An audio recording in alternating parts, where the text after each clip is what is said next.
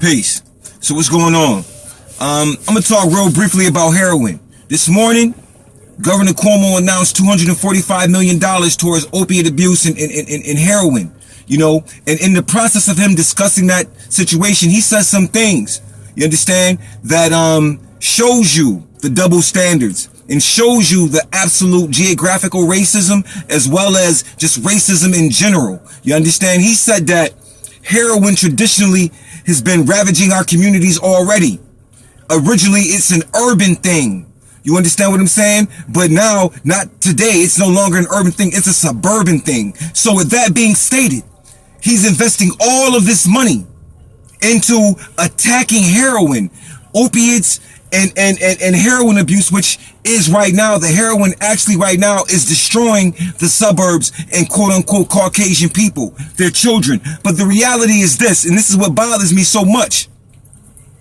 We had heroin running through our communities since the late 60s into the early 70s, ravaging our communities, ravaging them. You know what I'm saying? Nobody came along.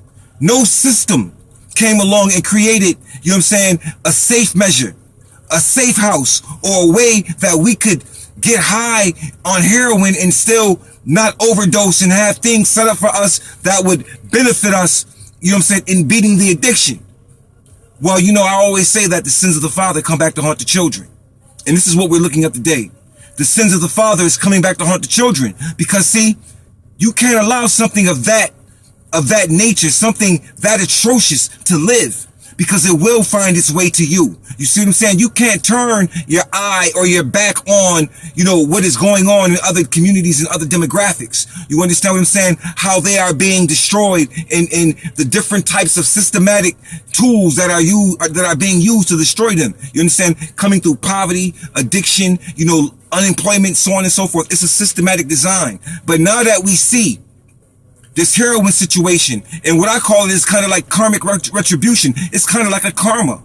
This is what happens when you allow things, when you don't care about other groups of people. This is what happens. It comes back to get you. You understand? And if you want to make it some type of real relevance, you understand? Attack the pharmaceutical industry.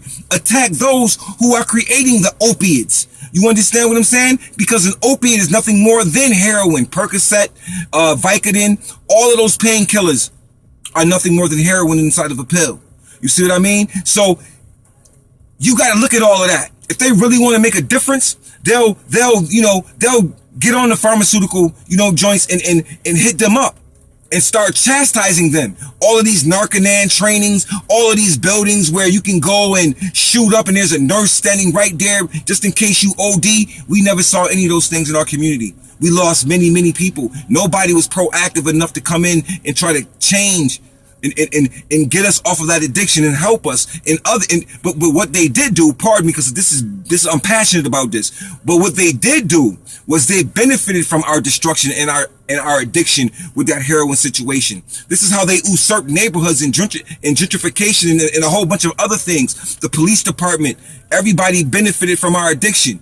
Everybody got a piece of us. Everybody got a piece of economics from our plight, from our failures, from our addiction, from the systematic traumatization that was placed on us inside of our communities through the institution of slavery as well as other things. So with that being stated, I just want you to know and understand specifically about this heroin situation and how the double standards sit. You understand what I mean? Because it's a shame. Then on top of it, America owns about 85% of the poppy fields in Afghanistan. The American military owns and controls that. Do you think America, government, Cuomo, and the rest of y'all who trying to protect y'all children and generations from heroin, do you really think that you will be able to save your kids from heroin or anybody else when America, the military, controls and owns 85% of the poppy fields in Afghanistan? Who's the dope dealer? Who's bringing the dope in? Who's the dope dealer? So with that being stated, I just want to make this knowledge born, man, that we got to look at this big picture. See, nobody is here to save us. Only we can save ourselves. Do you see how they rally around each other when there is an emergency? They pass legislation. They've dropped the criminal numbers for heroin.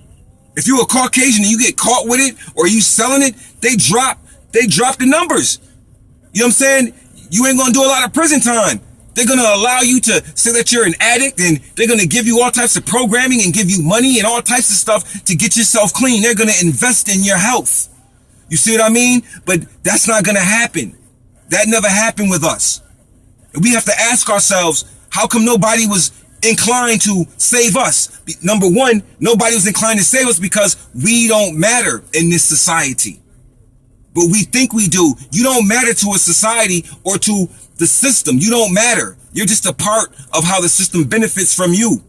They benefit from you, from your actions, and from the discrepancies that are all through our communities. They benefit from our reaction.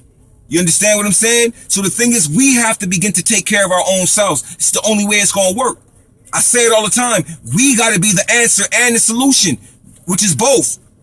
We are the answer and we are the solution. You understand what I'm saying? Because the solution is the answer. But the thing is how do we put it into effect? Because we have to. And the thing that we have to put into effect, one thing that we have to do is recognize that we are dealing inside of a double standard society. Strictly double standards. And we have to create the standards for ourselves and begin to execute our own. Police our own. Everything. We got to do everything on our own. The society does not cater to us. You understand what I'm saying? So we must begin to cater to ourselves. And with that being said, again, I look at this whole heroin thing as karmic retribution. It's karma. That's what it is. Again, the sins of the father come home to haunt the children. You understand? So, hey, man, it is what it is. And I'm looking at how it's working out. And all of this money being invested around this whole paradigm of heroin, $225 million. That could be invested in education. That could be invested in the inner city. That could be invested in a whole bunch of things, but they're investing it in them, in the saving of their children. There's a lot to learn from that, because we should be investing in the same way to save our community, our children, and ourselves. But for some reason, we are easily led in the wrong direction. We like being led. We like being on the leash. We're scared to get off the leash. And with that being stated, get off the damn leash, man.